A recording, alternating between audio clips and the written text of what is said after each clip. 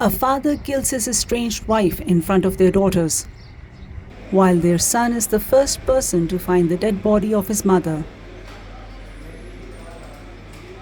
What impact does an unhappy marriage, breakup, divorce, domestic violence, and murder have on children who live through it all and are basically the primary witnesses of these actions?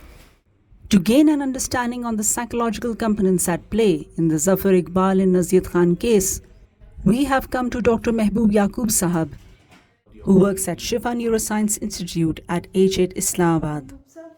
What impact does domestic violence have on children? Well, there is no question about it, it's devastating. Whatever children experience in their life, throughout their childhood, it shapes their personality. And a general principle is that whatever children see around them, whatever they experience around them, that is what they learn and that is what they grow into. So it will be traumatic, it will create fears in them about their future relationships, that will indeed shape their future relationships as well. So at all levels, they can feel insecure, but on the other hand, they can grow some strength out of those adverse events in their life as well. Dr. Mehboob sir, what is the impact of divorce or breakup on children? It's again seen in many cases, it's seen as a threat to their existence. Obviously, if a child is seeing that their parents are separating, the questions raised in their mind will be, who is going to look after them? Who are these parents going to fight over their custody? Or they are going to push them away from each other. So it's literally a feeling of being vulnerable in various ways. And the stronger this feeling is, the more threat they feel. And again, as I said earlier, it's ultimately a trauma. Dr. Mehboob sir, how is being a survivor of murder different from other traumatic violent events? Survivor of murder witness you're talking about, because nobody can survive from a murder. Well, again, it's a threat, and anybody can imagine that if somebody is witnessing a murder, whether it's somebody close one or just any stranger being murdered, the immediate question in a person's head will arise: what will happen to them? Even if you or me, we are not at immediate threat from that person who's murdering, the questions like, I'm going to be a witness, what kind of turmoil I'm going to go through. So that's one aspect of it. But if it's happening to somebody close to us, obviously feeling unreal, what has just happened, what will happen to us after we have lost a loved one, and the other loved one, if it's between the family members, then it's a loss of two people at the same time. So again, trauma. When kids of the ages of 3 and 10 and 11 see their mother being beaten and then strangled in front of them, what is going through their mind or in their mind, presumably? The basic principle is, wherever we feel threatened, our existence is threatened, wherever we feel vulnerable, that is a trauma for us. And that trauma, the fear coming from that trauma, goes with us for the rest of our lives, unless we get particular help. With that poor child, you may go through those details and you will feel that at the same time she may be having some guilt, that what has she done, and because of which the dad is saying that if you do this or this, I will do this even further. So there will be guilt in it, there will be feeling powerless, worthless, and these feelings, guilt, feeling powerless, feeling worthless, they then go a long way with people for the rest of their lives. And these things that they see, they act as trigger for the rest of their lives. Seeing somebody's dupatta around their neck may be a trigger when they grow older, and even if they see it on the television as a story running, that will bring up all that trauma, the vulnerability, the guilt, certain smells that poor child may have experienced at that time, certain time of the day. All of that becomes triggers for their trauma, and that will shape their relationships for the future. So it can be devastating. However, I must say that if children are brought up in a way that they develop resilience in life, these traumatic events can be strong learning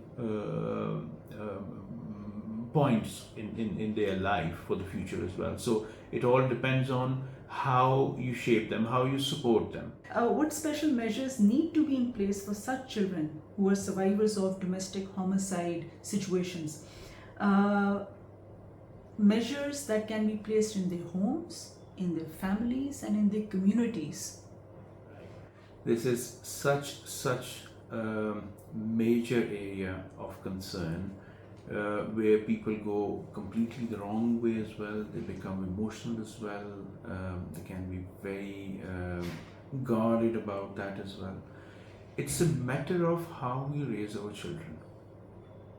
Nothing else.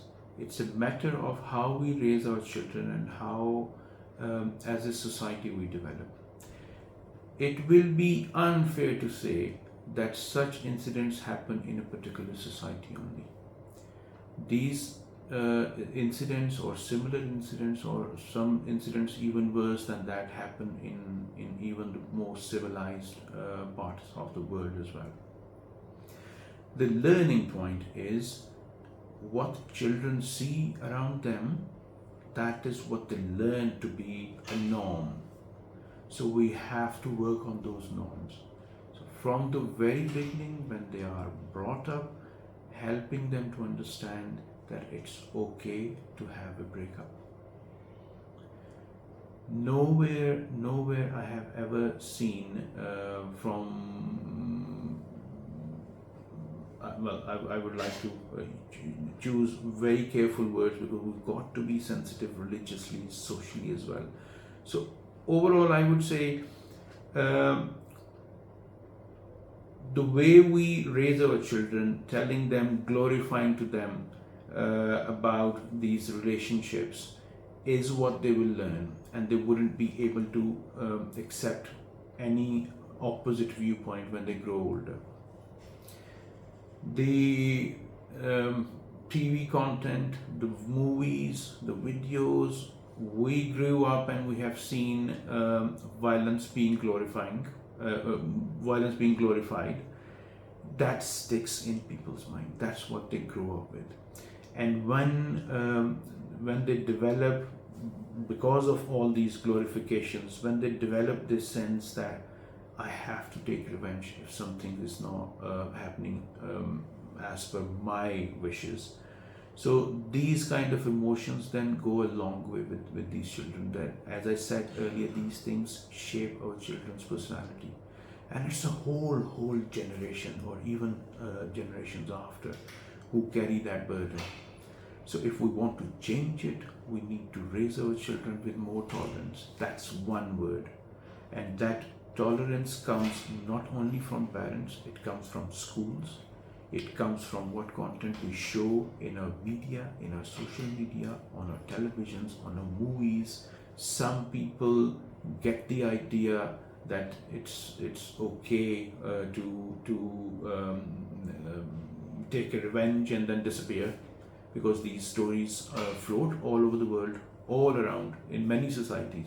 They take the revenge, then they disappear, and they are okay. But when we teach them that breaking a law is simply breaking a law, there is no justification for breaking a law. And by law, I would say teaching them to follow the law of the land. Wherever they live in the world, they have to follow the law of the land. So that respect to the law wherever they are living is what we need to help them understand. We cannot teach them, for example, that it's okay if you are underage, you can ride a bike and go from this point to this point, you are a skilled driver. No, helping them understand that it's still breaking law if you are an underage driver and you don't have a license. These are the tiny little steps. Teaching them that lying is still lying, even if it does not break any law, but lying is still lying. So social values. So these are the kind of things which you have to strongly instill into these children to have a very healthy society eventually in decades to come. There's no quick fix for that. So the simple answer is we raise them responsibly. We raise them with the responsibility that they must respect the law of the land, and they must respect the other human beings' wishes. And that is because if children don't see an alternative view, they don't accept it. Dr. Mehboob sir, ek aur cheez. This Q&A continues in part 2 of this episode, where Dr. Mehboob Yaqub Sahab talks about the steps a woman and a man need to take when going through a breakup or divorce to safeguard their mental and physical well-being, and whether more needs to be done on an institutional level for men's mental health.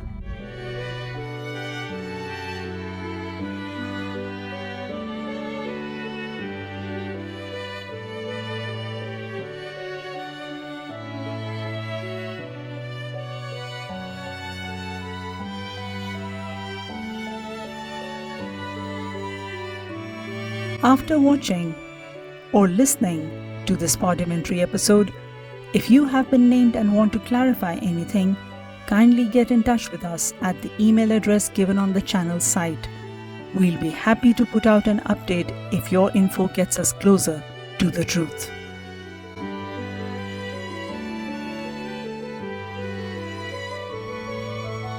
Credits.